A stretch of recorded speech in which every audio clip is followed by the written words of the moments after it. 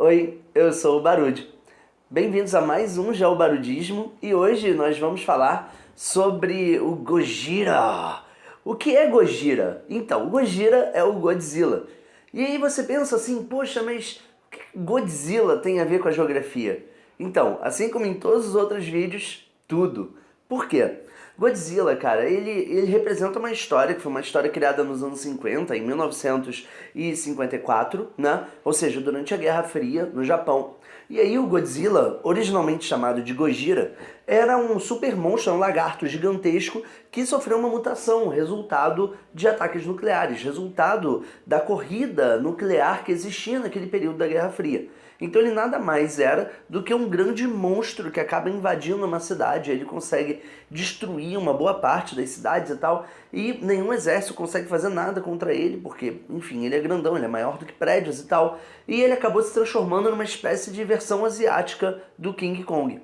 Só que, ao contrário do King Kong, quando criaram a história, né, muito tempo atrás, naquelas cenas clássicas daquela montagem do gurilão segurando a boneca da mocinha no alto do Empire State e tal. Então, ao contrário disso, o Godzilla ele só tipo aparecia do mar e destruía as coisas. Ele só tava lá tipo dando um rolê e infelizmente ele era muito mais largo do que os prédios que estavam na cidade. Mas a questão, cara, é que falar sobre Godzilla e falar sobre o filme que tá rolando agora, né, sobre o Godzilla, falar sobre o Godzilla versão 2019, ele acaba tendo uma característica interessante. Primeiro porque esse filme do Godzilla de 2019, né, da atualidade, ele faz lembrar muito o desenho que existia lá na década de 90, né, começou em 98 e passou um tempinho esse ano passado na Fox Kids, se não me engano passou até na Globo, né, na época em que a Globo tinha programas para crianças, que era uma coisa divertida, né, tipo a TV Globinho e tal. E, se não me engano, acho que era até o programa da Angélica que passava o desenho do Godzilla. Me amarrava, porque eu estudava de tarde. E o que acontece, gente? Acontece que o Godzilla, a existência do Godzilla, de qualquer outro super monstro, né, resultado de mutações, gira em torno dos debates sobre a questão nuclear no mundo, né? Originalmente, quando o Godzilla foi criado, não havia como o Japão, ainda mais nos anos 50, em um pós-segunda guerra, ainda se reconstruindo, tratar de uma forma muito crítica, muito pesada sobre a questão nuclear dentro da Guerra Fria. O Japão era uma nação derrotada da Segunda Guerra. Então havia uma perspectiva muito frágil em torno do Japão para poder discutir sobre a violência, sobre a guerra. Como derrotados, eles acabaram tomando dois ataques dos Estados Unidos, um que aconteceu em Hiroshima e outro em Nagasaki. E além desses dois ataques das bombas nucleares de Hiroshima e Nagasaki, né, que consolidaram o fim da Segunda Guerra Mundial, né, e a rendição do Japão, a radiação e todo o material radioativo que ficou contido dali, ele acabou gerando muitos debates, muitas disputas sobre qual seria a razão daquela bomba nuclear ter afetado pessoas, né? No caso dos Estados Unidos, aquilo acabou se transformando num marco simbólico do poder bélico deles no mundo, né? E do outro lado, além de ter aquele marco simbólico do poder bélico, a União Soviética, que era o outro lado da Guerra Fria, né, da dicotomia da Guerra Fria, também correu atrás de seu programa nuclear. Não demorou muito tempo, outras nações ou fizeram um intercâmbio tecnológico com os Estados Unidos, com a União Soviética e desenvolveram seus próprios programas, né? Como, por exemplo, a Europa desenvolveu a Euratom, quando consolidou seu mercado como europeu. E quando ela fez isso, ela desenvolveu um programa nuclear, tanto para gerar energia elétrica quanto para gerar um arsenal, onde a França era o maior destaque de todos eles. No caso do mundo socialista, nós tivemos alguns eventos, por exemplo, a China desenvolveu nos anos 60 e 64, se não me falha a memória, também o seu programa nuclear. A Índia, um país que não era socialista, mas que tinha alianças, né? Lembrando que a Índia era um país que assinou a Conferência de Bandung de não alinhamento, mas ela se aproximou militarmente da União Soviética e da China depois, né? Ela também consegue bombas nucleares, o Paquistão também consegue bombas nucleares, a Coreia do Norte também entra nesse processo. Ou seja, falar sobre a questão nuclear, cara, fala basicamente sobre o super trunfo, né? Como assim um super trunfo? Quando você joga lá o jogo de super trunfo, existe uma carta que tem poder sobre todas as outras, que é o super trunfo. A bomba nuclear, durante toda a Guerra Fria, era esse super trunfo. Ela era o melhor argumento que qualquer nação poderia criar para falar assim, olha só, você não vai invadir o meu país, ou eu tenho o poder suficiente para não apenas detonar o seu país, mas mostrar que eu sou muito mais poderoso que você. Isso quer dizer que a corrida armamentista na Guerra Fria tomou uma outra propulsão. Se existisse de fato uma guerra nuclear, o mundo ia acabar. E o pior de tudo, a gente já sabia que existiam acidentes, já existiram problemas envolvendo a questão nuclear, como por exemplo em Three Mile Island, nos Estados Unidos, em Chernobyl, na Ucrânia, que por sinal tem até uma série maravilhosa sobre isso, vai virar um outro vídeo. O negócio é que, cara, o Godzilla, né, o super monstro, ele era tão resultado de mutações quanto as outras que aconteciam em seres vivos, como por exemplo a alteração do código genético, causando várias alterações bizarras nos corpos, sem contar com as pessoas que morriam como fruto dessa radiação. Isso significa que havia um perigo muito grande por trás da corrida armamentista e da corrida nuclear. Isso quer dizer que o primeiro uso do material nuclear, que é o uso bélico, ele foi um motivo para que existissem criações, para que existissem estruturas para impedir que uma terceira guerra mundial acontecesse.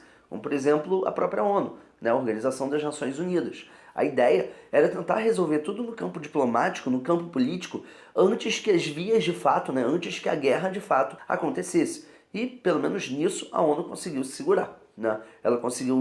Ela não conseguiu impedir que guerras regionais acontecessem, como do Vietnã, por exemplo, os conflitos, as guerrilhas no Afeganistão, nos países africanos, mas até então, mesmo que houvessem testes de bombas nucleares, nenhuma guerra nuclear chegou efetivamente a acontecer. Né?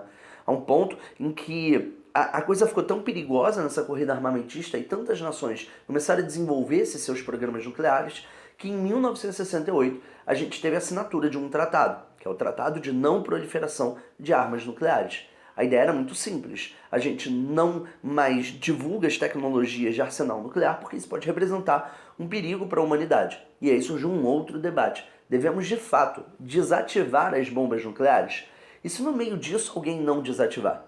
O que é legal é que, no meio desse processo, né, o Godzilla acabou ficando pro lado, né? E os outros super-heróis passaram a correr atrás de combater bombas nucleares. Eu me lembro quando eu era criança, inclusive, que teve um episódio, né, do Superman, que foi uma adaptação de quadrinho, inclusive, que era uma bomba nuclear que tinha sido lançada por engano, né? E aí o Superman ele voa que nem um louco para conseguir desarmar aquela bomba nuclear antes que ela chegasse no alvo e começasse a Terceira Guerra Mundial, né? No G.I. Joe a mesma coisa aconteceu. Teve um filme do G.I. Joe há um tempo atrás, né, nos anos 2000, início dos anos 2000, que a lógica era a mesma, né? Os caras que eram o super exército dos Estados Unidos tiveram que impedir o lançamento de uma bomba nuclear, porque senão isso ia gerar uma Terceira Guerra Mundial, né? Isso quer dizer que quando a gente tem isso tudo acontecendo, reparem que os Godzillas não são exatamente lagartos gigantes, né? Os kaijus, que são esses super monstros, né, de criação japonesa, eles acabam se transformando numa figuração do que representa o medo de um ser, de um corpo, de algo fruto dessa tecnologia radioativa destruir tudo, destruir uma cidade ser intocável, ser impenetrável, né?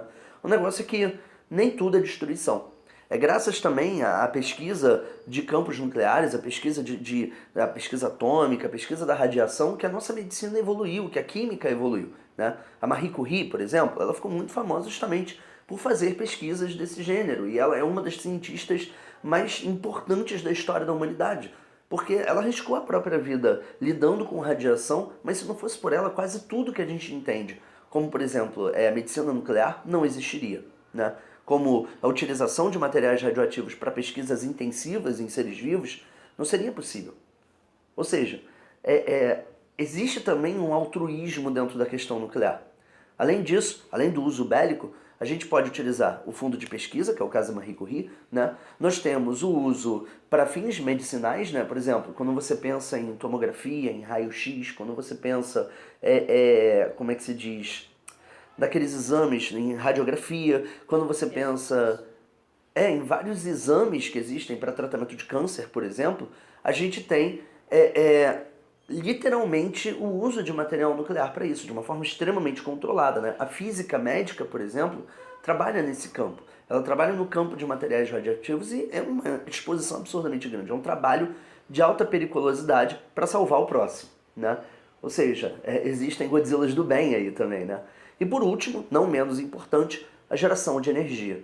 E aí eu vou focar um pouquinho nisso para que a gente consiga entender como é que funciona isso, né? Esse Godzilla das usinas energéticas, né? Esse grande monstro liberador de energia, ele representa uma energia limpa, Olha que curioso, né, cara? Porque a partir do momento em que eu beneficio aquele material radioativo, eu consigo liberar uma quantidade colossal de energia, né? Chernobyl sentiu a parte ruim desse processo.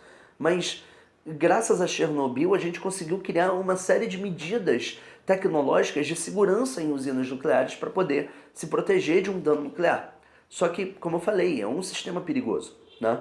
Então imagina que aqui no Brasil, durante a ditadura militar, nós tivemos acordos de tecnologia entre Brasil e Alemanha. Isso acabou de tecnologia nuclear entre Brasil e Alemanha. E aí, graças a esse tratado de cooperação nuclear, a gente conseguiu criar as usinas de Angra 1, né, e Angra 2, que é mais voltada para pesquisa do que para energia. É uma fonte alternativa, mas ela existe. No caso da Euratom, que eu falei da França, a França, a Alemanha acabaram se destacando bastante na geração de energia nuclear. Isso acabou se transformando em uma base de energia elétrica para eles. O volume de energia liberado, como eu falei, é muito grande. E na Ásia, o Japão tem o maior destaque desse processo. Olha que curioso. A terra do Godzilla tem o maior destaque de energia nuclear da Ásia, sendo ele o país que tomou o ataque do Godzilla e também que tomou os ataques de bombas nucleares. Ou seja, o Japão lidou com esse paradoxo de uma forma muito interessante. Mas, nos anos 2000, aconteceu um cenário trágico no Japão, né? Porque existiu um terremoto, né? E esse terremoto acabou dando origem a uma tsunami. E essa tsunami atacou, né, afetou uma cidade, foi a de Fukushima, onde tinha uma usina nuclear ali. E essa usina foi seriamente avariada. E já que isso aconteceu, começou a vazar muito material radioativo. E alguns cientistas, mais uma vez a ideia do altruísmo que eu acabei de falar, eles sacrificaram as próprias vidas para salvar a população restante de Fukushima, né, que estava em fuga, e além disso, ainda conseguiram estabilizar a usina de Fukushima.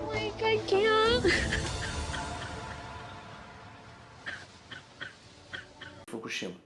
E aí vem a curiosidade final. Ao mesmo tempo que no desenho do Godzilla, o bebê Godzilla acaba sendo criado por seres humanos que tinham objetivos teoricamente pacíficos, mas a gente já sabe que isso não acontece.